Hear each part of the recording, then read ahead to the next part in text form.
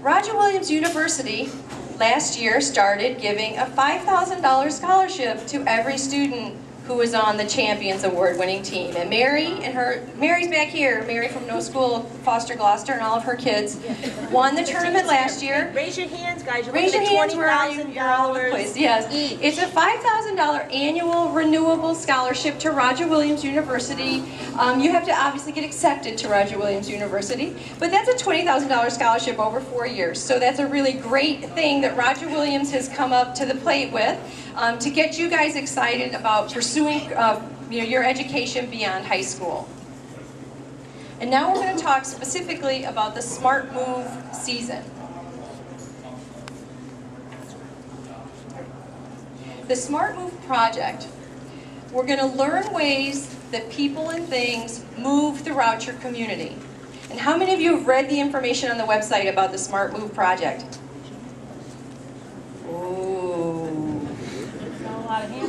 I don't see a lot of hands going up. The very first thing you need to do as a team is read all the materials on the first website, which explains exactly what the parameters are for the robot game and for the project. What the project is, it's taking a look at the transportation systems in your community. You can define community really however you want. It could be within your school and how students get to and from school.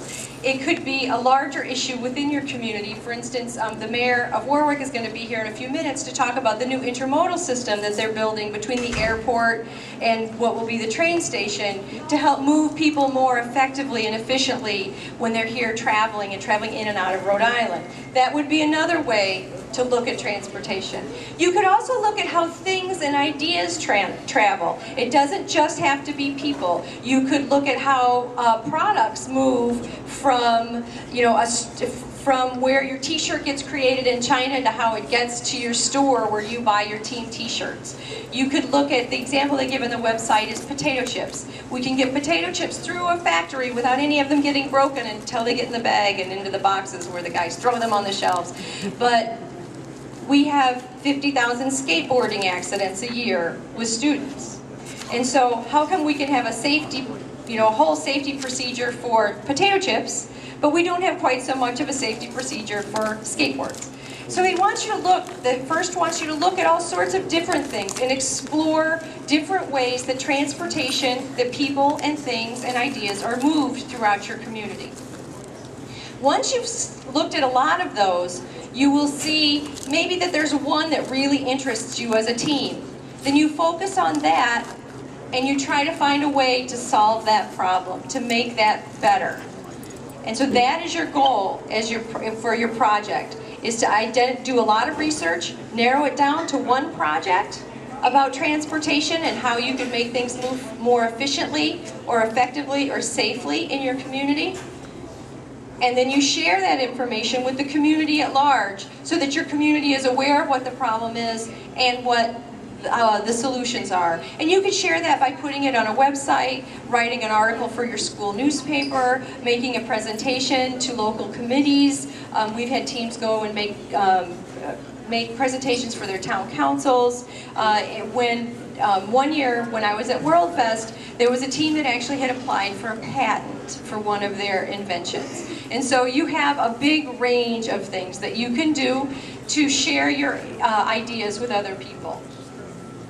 I'm going to introduce the Honorable Mayor of the City of Warwick, Scott Avedisian, who is going to talk to you a little bit about the intermodal project.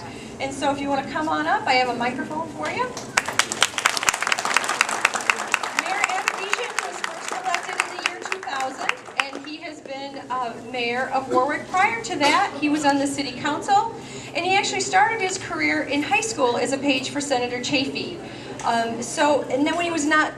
I'm sorry? The first Senator Chafee, yes. So when he was not much older than you, he was already getting involved in things that interested him. Just as you're getting involved in robotics because it's something that interested in you, and maybe it will become your career as an engineer, computer programmer, project manager as you grow up. So here you are. Thank you very much. Thank you. Let me apologize for being late. I've been down at the Patuxent River. We're a little concerned that we might have a little problem there this morning.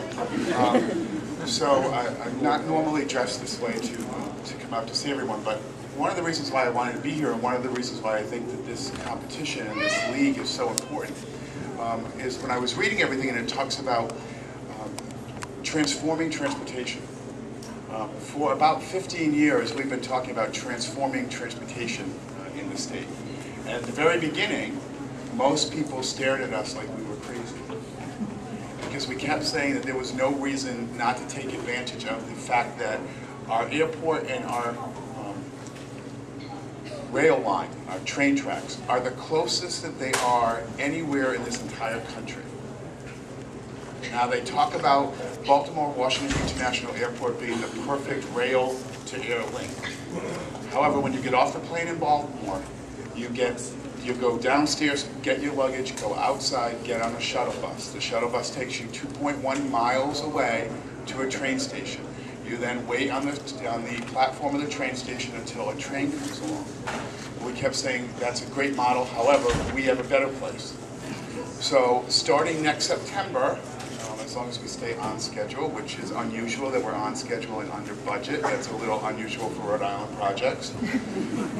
But next September, you'll be able to take the train from Boston down to Warwick Station, get off the train, get on an escalator, go up one flight on the escalator, and then walk across 6 segments of moving sidewalk and come right into the airport terminal without ever putting a car on our roads, without adding to our congestion and our traffic. And since we know that even though we've had a falling off of the number of people who are flying out of TF3 because of the economy, there's still about 5 million passengers a year.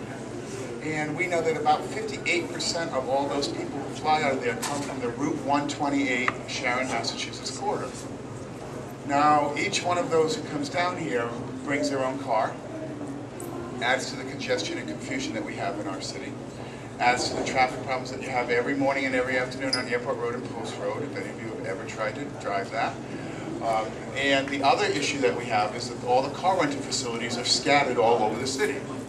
So as part of this whole project, we pick up all the car rental companies, we move them over to the new train station, we put them all in one building so that we don't have all the bad traffic on Post Road and Airport Road. We have a direct link to bus lines, we have a direct link to rail, air, rental cars, and the bus. So when you're talking about transforming transportation, you give me a lot of good feelings for what's going to happen in the future of this country, because I know that somewhere out here is someone who's going to be the next governor of the state.